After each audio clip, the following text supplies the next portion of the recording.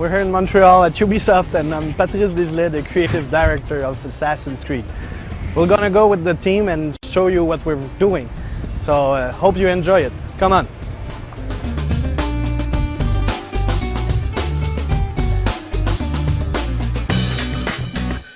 So guys, before we go and check out the team and what I do for a living, let's talk about the game I'm making with these guys called Assassin's Creed.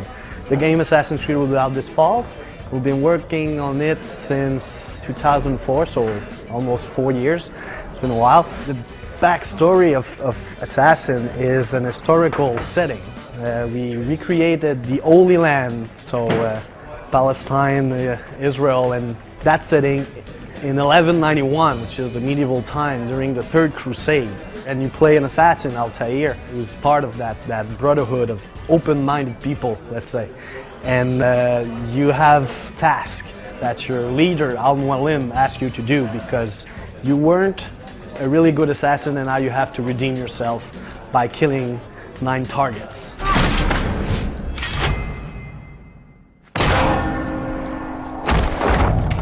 My favorite aspect of the game is that I can play Altair or the assassin the way I want. If I want to be really calm and low profile in the world, I can do it.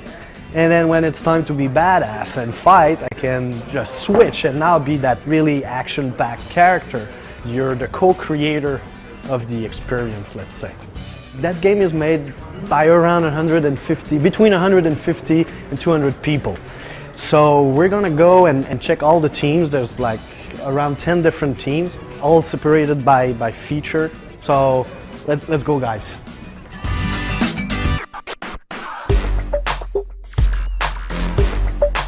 This is the Hollywood team. They're responsible for making the cinematic moments in the game. Right here you have the leader of the team, Fred. Hi guys. And you have Dan, the director of the camera and shots. Before each target there's like a presentation of the target, and they're in charge of making those scenes. So at first the game looks like this, right? It's all in gray and not a lot of color. And then when you put everything together, you got this, which is the real thing. So there's a lot of imagination going on at first. This is that. They're called cinematic moments or must-see cinematic. And you have control over your character, so you're watching a scene, but you're also playing it. The gameplay here is basically to be actor. Most of the time you're in the crowd looking at the scene and seeing who is the target and what he does. And after that you can like study him, and after that you can kill him by studying his movement, his behavior. Vous êtes aussi subtil que 2 éléphants dans une...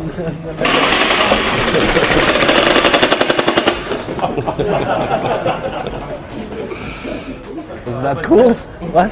Ouais, c'est ça. It's all about love. Okay, so now we just saw the Hollywood team. We're gonna go see the Kingdom team, who are responsible for the Kingdom part, which is like traveling around cities, but also tutorials. Let's go.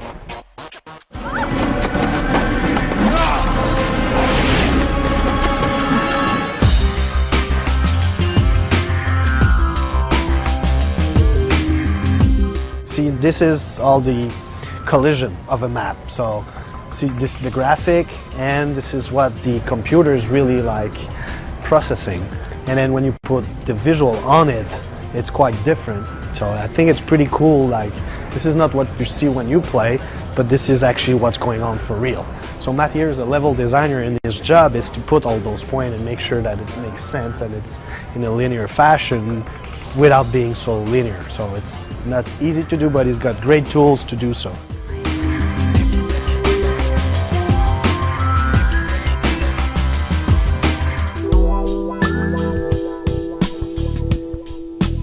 Right now we're going to go and talk with the lead level designer and one of the level designer about crowds, how they manage to put those 100+ NPCs in the map, and how we do our thing. Okay, follow me. David here, David Chateauneuf, lead level designer.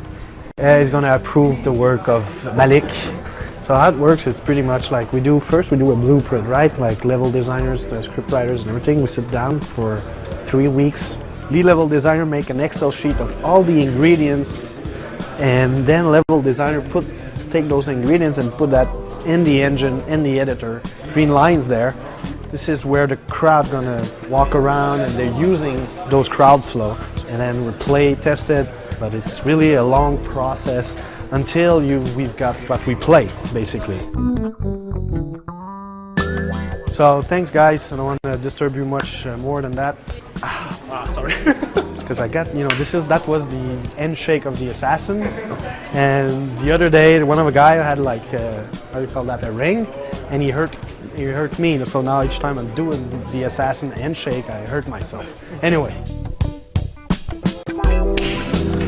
Everybody does. It's like this. And the explosion is important at the end. The explosion is like really important. Everything's like all the emotion. Now we can do it in slow motion.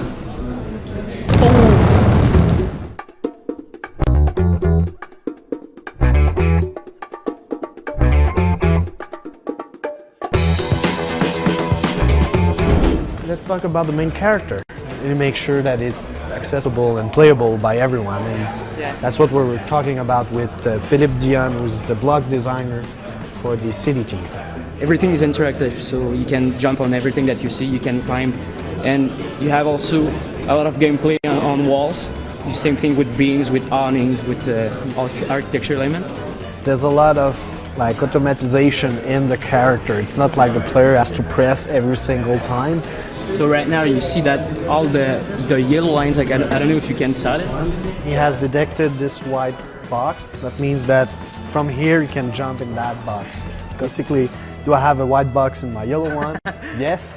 Then I can jump if the A button is pressed. Yeah.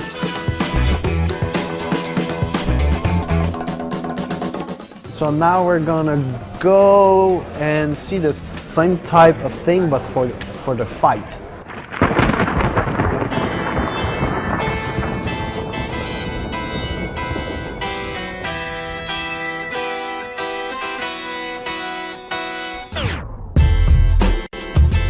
An Englishman in Montreal. How do we choose to fight moves and sequence? Alex wanted everything to flow well together. Originally we had a very overcomplicated system, so we simplified it down so you were coming in like up right directions, up left directions, and so everything flowed really well together. With Assassin and with Altair, you can really feel the weight, and that, yes, he's got really cool move, but it feels real. There's no real swinging around, it's all realistic, yes, but it's interesting. Yeah. And the violence is real too. Yes. It's some way it's portrayed, like it's like you feel the blade coming in and you feel like he's stuck a little bit, and you feel like the guy receiving the blow a little bit jiggy sometimes. And the real fun comes with doing some of the kill moves as well, because we have to be realistic, brutal, and there's moves that even make me cringe. It's all about openings also. Us, we wanted like ping, ping, ping, and then a final blow, and this is when you go inside the body and the guy's dead. Yep. So that was the real challenge, to make it playable, fun, and... That's the hard thing, is making a realistic game fun. But I think we've nailed it. Okay guys, I think you've seen enough. It's time to get out of here.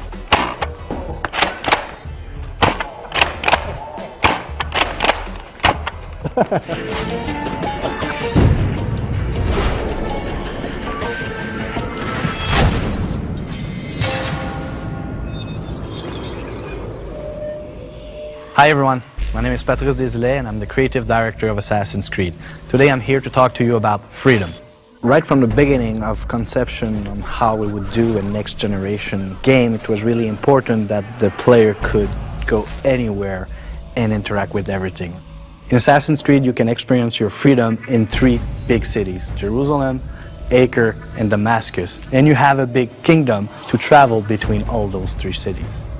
The way we did our cities was basically to have a lot of blocks that are already with its own gameplay. So we have buildings where everything is interactive and it works, but also we have other ingredients that the character can interact with that are all architecture elements. So there's some beams, there's some poles. Merchant stand are also interactive. So it's a bunch of different ingredients that are all historically accurate that you put together and you build a city. And you don't even realize that it's all level design ingredients since they're all in the art direction. The social aspect of our game is using common sense or organic design. So if you start bumping people around in real life, you'll probably have some cops after you. It's the same thing in our game. If you start running and use your tackle move, after a while some soldiers will come and they will try to arrest you. But you have some blades, and we'll see what happens after that. So everything you can do with your freedom is basically driving the story forward. In a sense, our big sandbox is more like a flower box in which everything is well placed to experience your freedom in a narrative structure. Here at the entrance of Garnier Mission, you have the guard post, and you have a choice.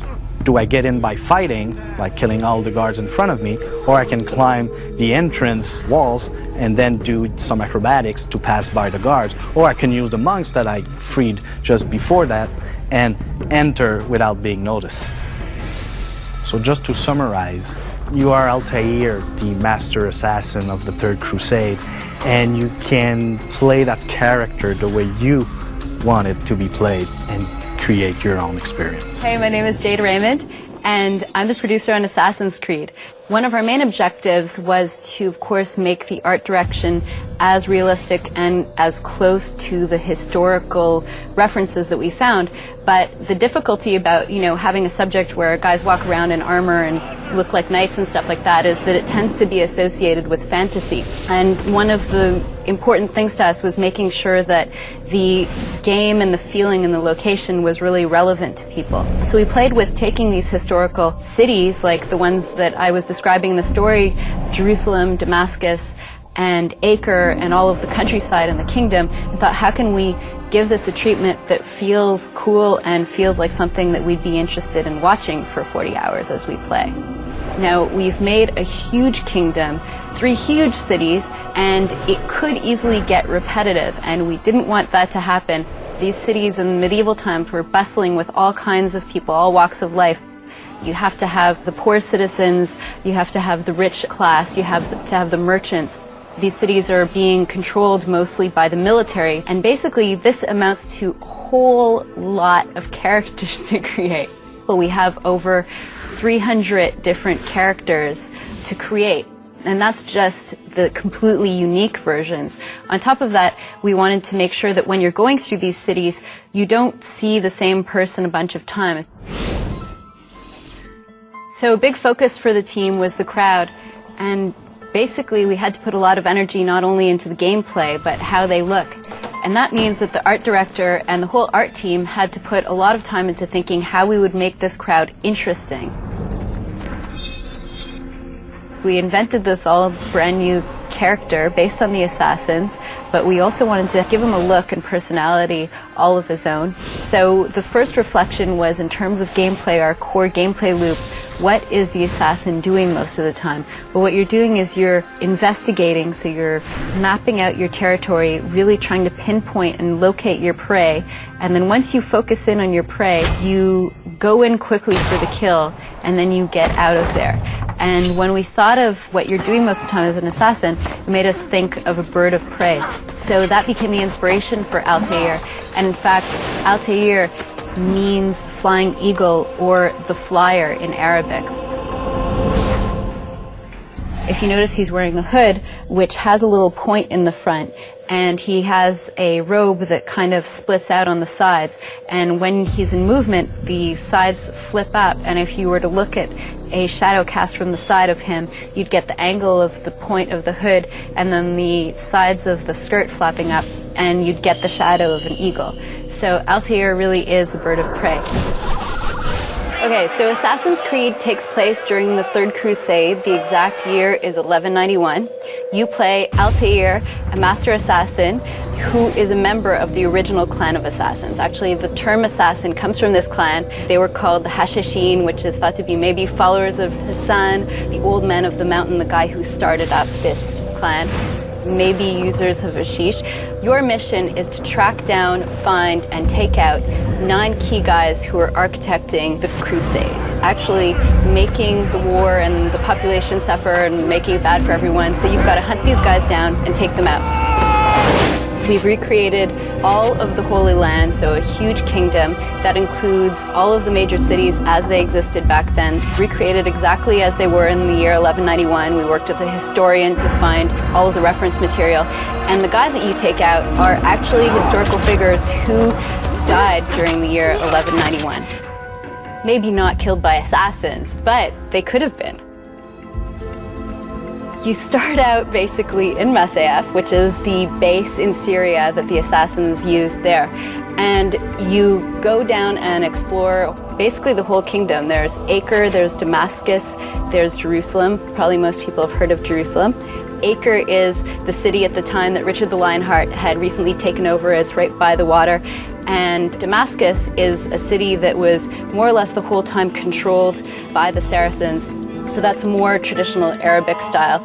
And throughout these places, you're going to find these key guys and assassinate them. As you do so, you're also going to find out that there's a little bit more that they were up to beyond just profiting from the war. There's actually a conspiracy that you'll uncover, and it has implications all the way to the modern day. But I can't necessarily tell you more, otherwise I'd ruin the surprise. So you have to play the game to find out.